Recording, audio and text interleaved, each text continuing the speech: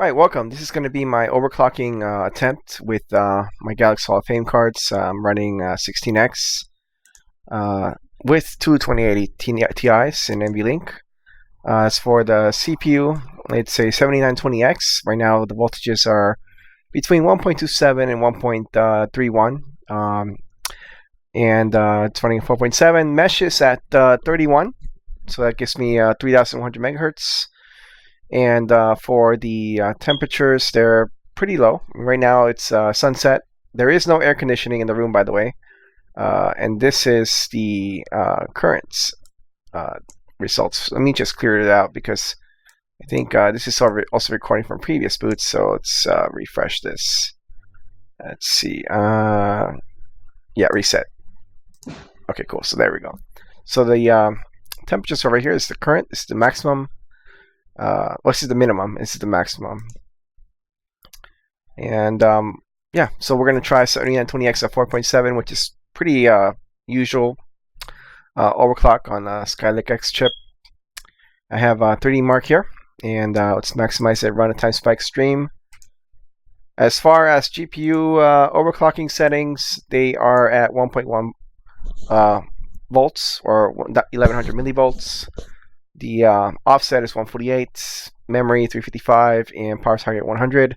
I find that if I raise the power target past 100, it becomes unstable, so I'm going to leave it at 100 for now.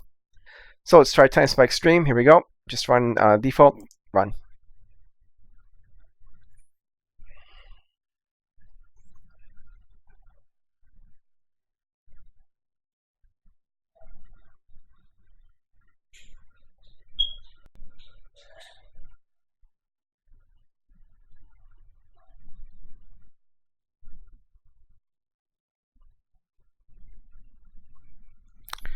Collecting system info.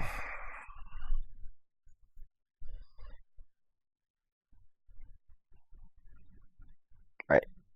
Demo.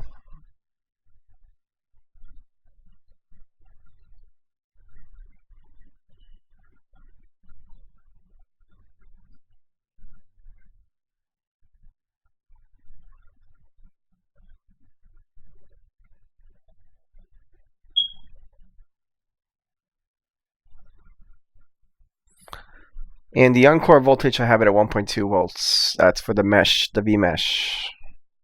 Everything else, it's set at auto.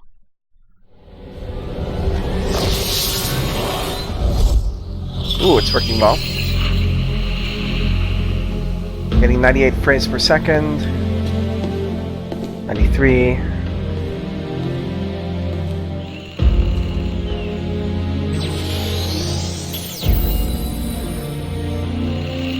Also, OBS is running, so that's going to affect the score a little bit. Now, I'm actually recording this too, so without OBS, it probably will be a little higher. More resources are moved from the recording to just the benchmark itself, so keep that in mind.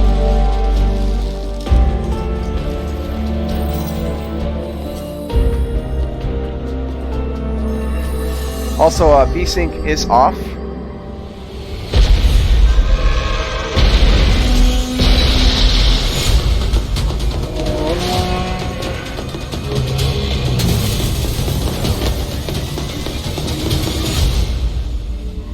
And the cards are on an individual water cooling loop. The CPU also on an individual water cooling loop. And I'm using 6 480mm radiators. 4 of those radiators are CPU only, and the other two are for the GPU.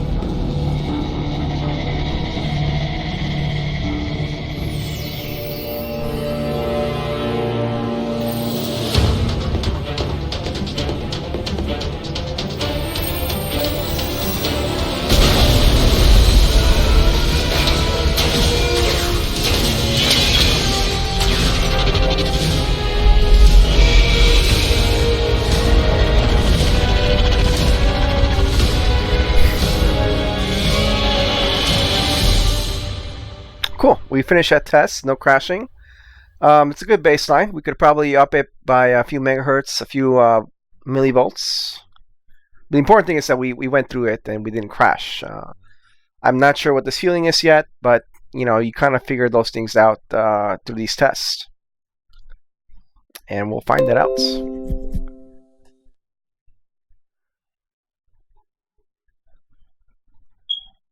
All right, so we're getting about 69 FPS. Yep, 87 in this scene. Actually, let me put the MSI Afterburner. There we go, guys. Sorry about that. But yeah, GPUs are 37C. CPU temps are fine. Of course, the graphics test, we won't see CPU temps go too high until we do CPU test. But yeah, the temps are pretty good. I mean, there's nothing in the 50s. And the fan speeds on all of the radiators are at 100%. We're getting very good temps. I am pretty happy with that. Our graphics test 2. Here we go.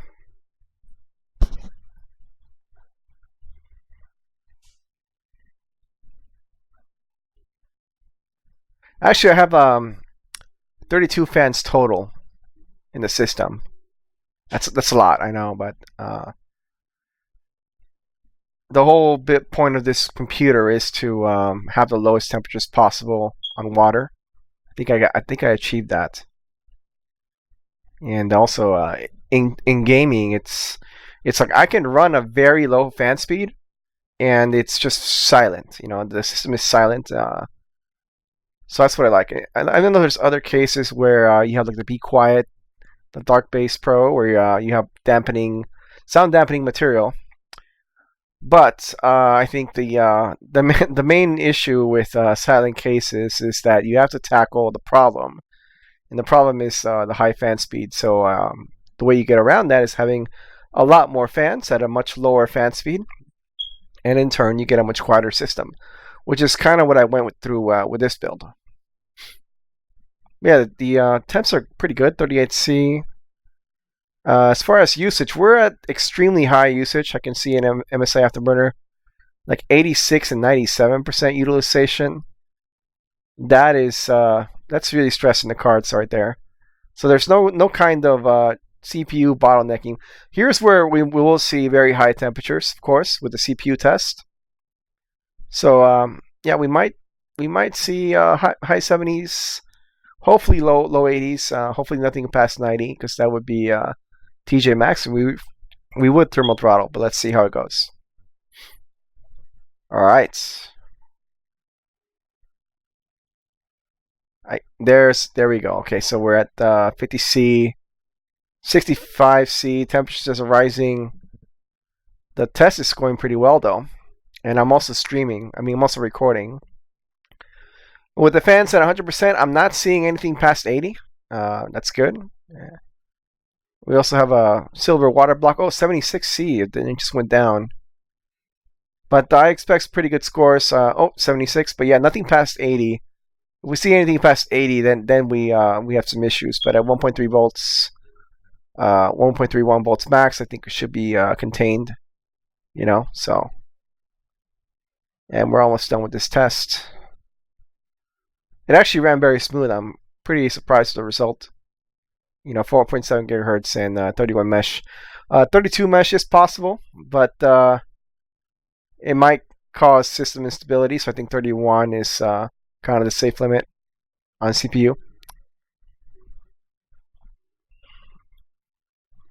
Without any kind of extreme overclocking like LN2. All right, so let's see. Oh, we're getting results. All right, 11,262. That's actually it's actually pretty good. I'm pretty happy with the results here.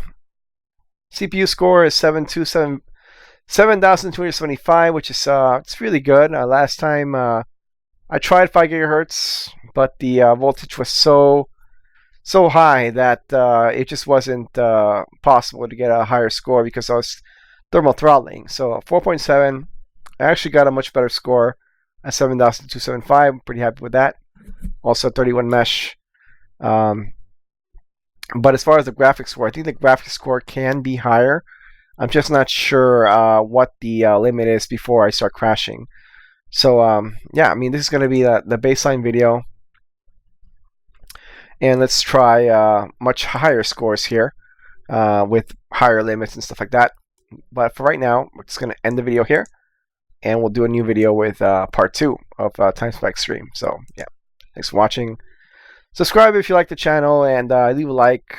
We'll move on to other testing. Thank you.